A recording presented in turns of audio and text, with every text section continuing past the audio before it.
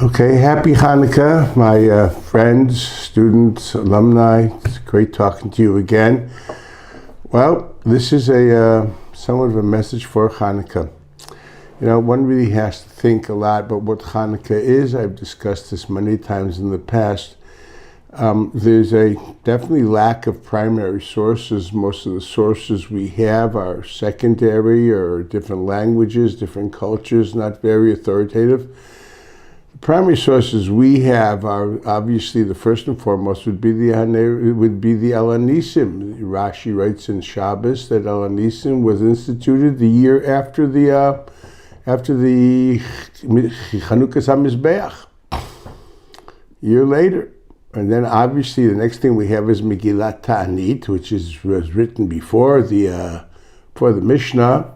And you have a Gemara on it known as the Skolia, which is actually quoted quite a few times in Shas. Specifically, if you really want to know, even the Brisa of Mai Chanuka and the Brisa of Bat Masechet Shabbos is a quotation of that Skolia. That's an early Brisa. And third of all, we have the Masechet Sofrim, which is more towards the end of the Amoraic early Gaonic period, which is has the Haneros Halalu. So those are your three primary sources from whence we draw the theological value of Hanukkah and what exactly Chazal wanted us to commemorate. Well, then we look carefully. We look at the Al Anisim, and there really is no mention of any story of a miracle of a candelabra burning for 8 days. Obviously, they felt a year after that occurrence that there was nothing, it wasn't worth mentioning. It wasn't for that we're making the Yom Tov. Even the mention of Hidliku Neiros B'Chatzos Kashecha obviously doesn't mean the menorah, because for goodness sakes, although Alok is kosher bizarre, but Iker the Milsa, we know that the menorah is supposed to be in the Heichal, and the Chatzeiros is something else that's outside. So to say that they took the cups out and had them lit and brought back in, this is already mythology. We have no sources for that. The pshat there is Vidliku Neiros B'Chatzos Kashecha. There was many festivities and they lit a lot of light, very similar to the Gemara telling us that in Simchat Bet HaShoeva you had a lot of light, so much light that you could check your rice blocks away in some courtyard from the light of what was happening in Har HaBayis. That's all it means, so it really is not mentioned there at all. Well, we go further definitely to the Megillat Ta'anit. There he specifically writes that we do not light the menorah because of the miracle of the oil. Actually, let me tell you what it says. It says, what is Hanukkah? Why do we have festivities for 8 days? He said, this is a festivity of the rededication of the Mizbeach. Chanuka HaMizbeach. Well, then the dedication of Moshe Rabbeinu was only 7 days. The dedication of Shlomo and Bais Rishon was also 7 days. So why do we celebrate the dedication of the temple 8 days? And the Megillah Times answers because it was really a big mess. Everything was polluted or destroyed and plundered. It took us 8 full days of exerted effort to be able to do Chanuka HaMizbeach. And we celebrate those 8 days to say we dedicated this temple out of duress, stress, and a lot of effort. And then the Gemara also, the Skolia also asks, and why do we light the candles? And it doesn't tell the story of the oil. It's we light the candles because when we came in to do Chanuka HaMizbeach and Chanuka HaMikdash and Chanuka HaMenorah, we didn't have a menorah. It was plundered. There was nothing there. We took 7 pipes, shipudim, made of iron. We covered it with lead to give it some kind of a glossy effect.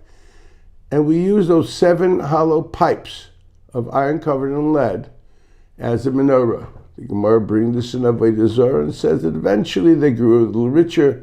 They finally made something out of copper, then they made something out of silver. It took a long time till they finally made it out of gold, as the original menorah was. This is telling us we light these candles to remember that the Chanuka menorah was done, once again, duress, stress, poverty, effort. We did the best we could, and that's what we celebrate.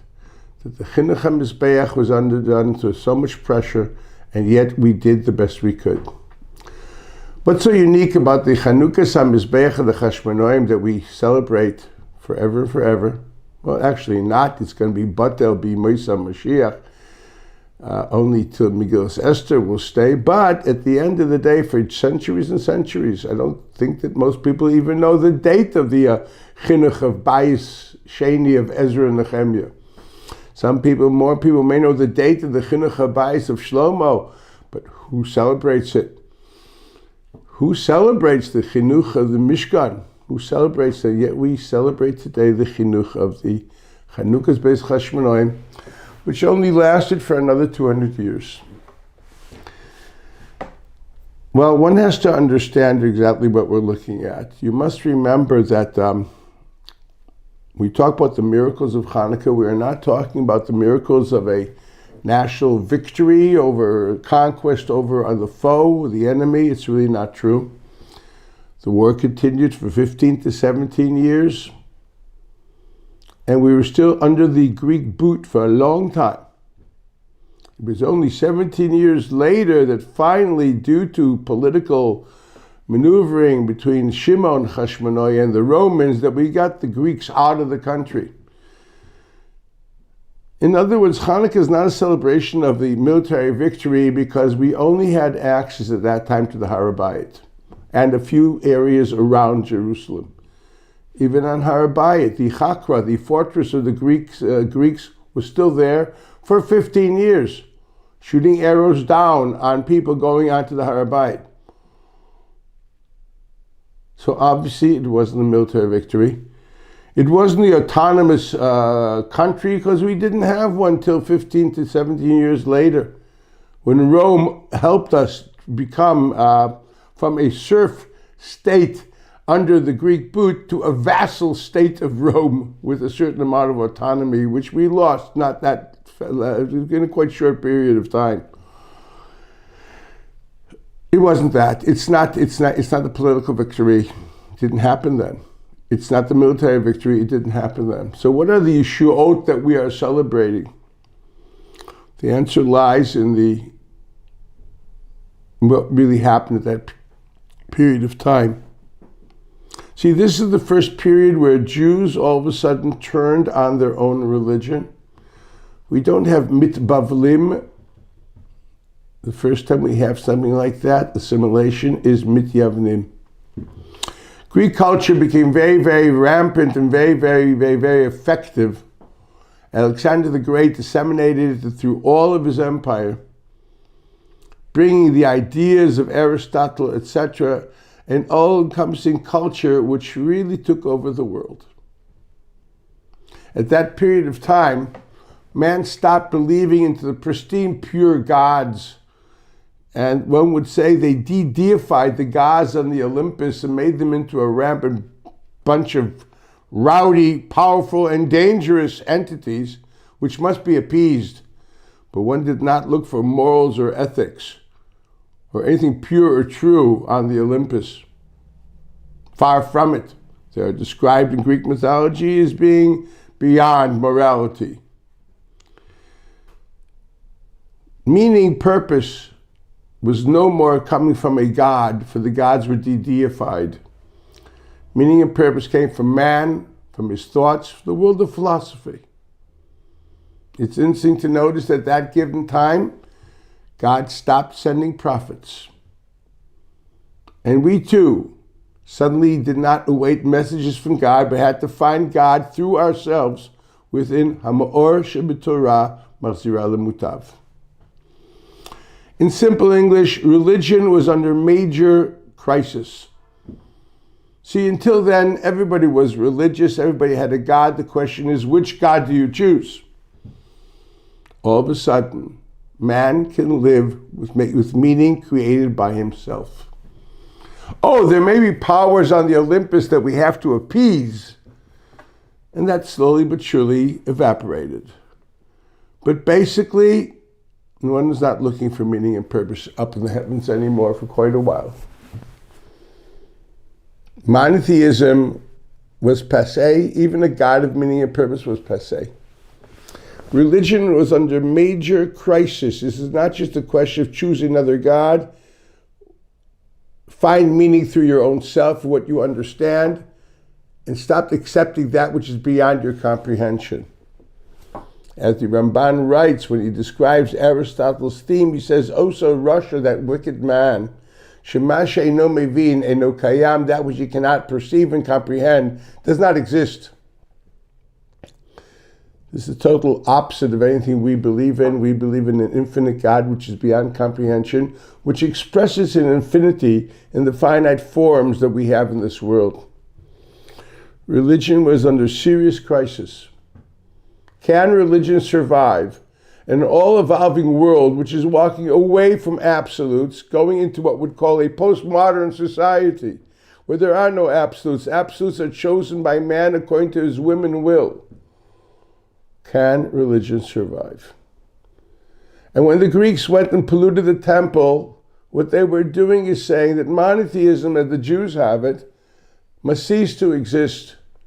They polluted it with the culture that they had. It was a temple for Zeus, or whatever it is at the time, yes, which meant to say a temple to powers, but not the meaning and not the purpose and not the source. Meaning and purpose lies in man. That's why man was glorified in Greece. Nature was glorified in Greece. Science is glorified in Greece because it's logical. It's perceptive. You can understand it. A religion based on some monotheistic idea, which is Judaism, was gone. We were the last boys on the block. That's why we were oppressed. And yet God did a miracle and we survived. Religion survived. The rededication of the temple of the Chashmonaim is actually that which empowered us to live in this world of Western culture and all the different cultures we've gone through, and yet our religion survives. This is nothing less than miraculous. This is the Yeshua, this is the Teshua. We as a monotheistic group of people who look up to heaven for everything. We daven every day and we literally declare our total independence on a God beyond comprehension. We say, Kadosh, Kadosh, Kadosh, you transcend us at all three levels of our intelligence. Mi'al our Chachma, Mi'al our Binah, U'mi'al and beyond our Dat. Hashem tzvakot, and yet we say, Melo kol haaretz kvodo. We experience His glory in everything, but we realize He's beyond our grasp. This is the miracle of Chanuka. It's the miracle